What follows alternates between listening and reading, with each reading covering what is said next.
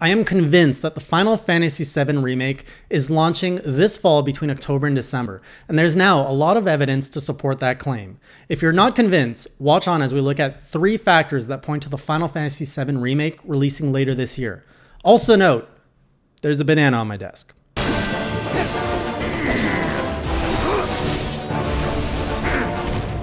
Now, as a quick recap, the Final Fantasy VII Remake was announced at E3 in 2015, where everybody lost their shit. Later that year, at PlayStation Experience, we saw the first trailer for the game showing Midgar like never before, and they even showed off some battle segments. And then, the long silence. Since then, it's been pretty quiet until this past week during the PlayStation State of Play, when a new teaser trailer was dropped out of nowhere, and the following tweet was sent out of the official Final Fantasy account quoting Tetsuya Nomura, the director of the Final Fantasy VII Remake. Most of the plans are already in place in the run-up to launch, so please bear with us a little longer until we can release more information next month.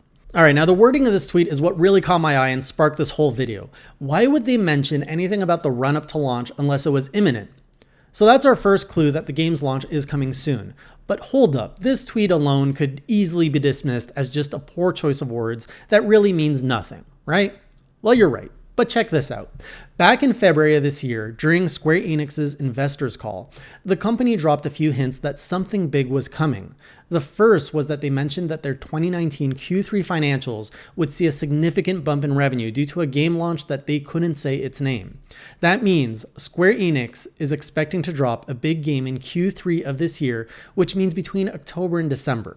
They've shared that they're expecting about $500 million in revenue during that quarter. In comparison, that's double the amount of revenue they're forecasting for Q1 and Q2 combined. That's crazy. Now, furthermore, get this. When pressed for more details about what the game would be on the call, the reply was, announcements will be made in the lead up to E3 2019.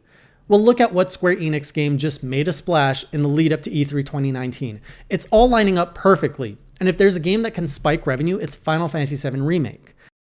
Now, some are saying it could be the Avengers Project game also being developed by Square Enix, so let's take a look at that next.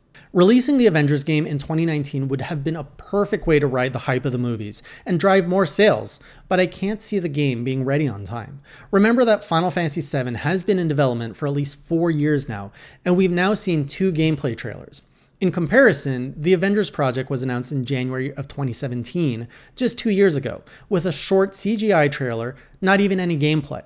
You could argue that they're just not rushing announcing anything, but we have one more clue indicating what stage the Avengers game is at.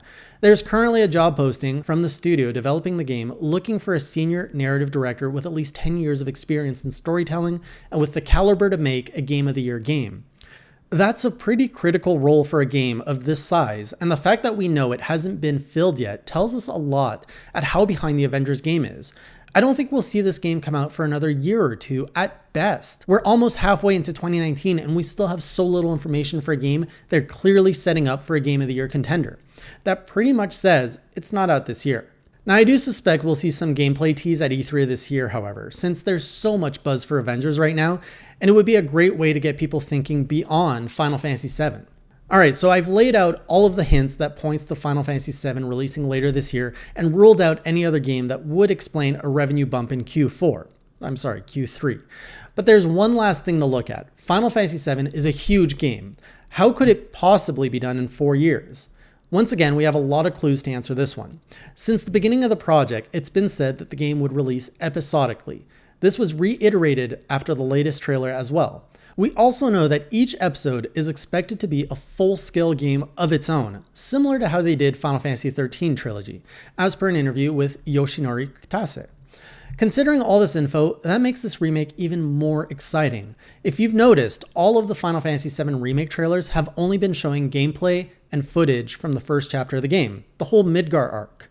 They even keep showing characters which were considered fairly minor in the original game in roles suggesting they play a bigger part here, such as Jesse, Biggs, and Wedge. I mean, we've seen and heard from those 3 characters and still haven't seen anything regarding Tifa yet. What's up with that? Now, based on yet another interview with director Yoshinori Kitase, we also know that there was a big desire to not just recreate the original Final Fantasy VII game, but to add in new elements so that the game would feel fresh for veterans of the series. I suspect this means they fully intend to flesh out the entire Midgar story arc of the game, giving players more in-depth story segments and perhaps even more places to explore. This would align with all the hints we've received about the game and also what we've been seeing so far through trailers. 4 years to develop the entirety of Final Fantasy VII seems short, but if you only consider all that development time going into fleshing out an entire game that revolves around just Midgar, it makes sense. And to me, that's freaking exciting. Now, the original game took about 20 to 25 hours to complete the story, and the Midgar arc was about 4 to 5 hours of that, or about 20 to 25% of the game.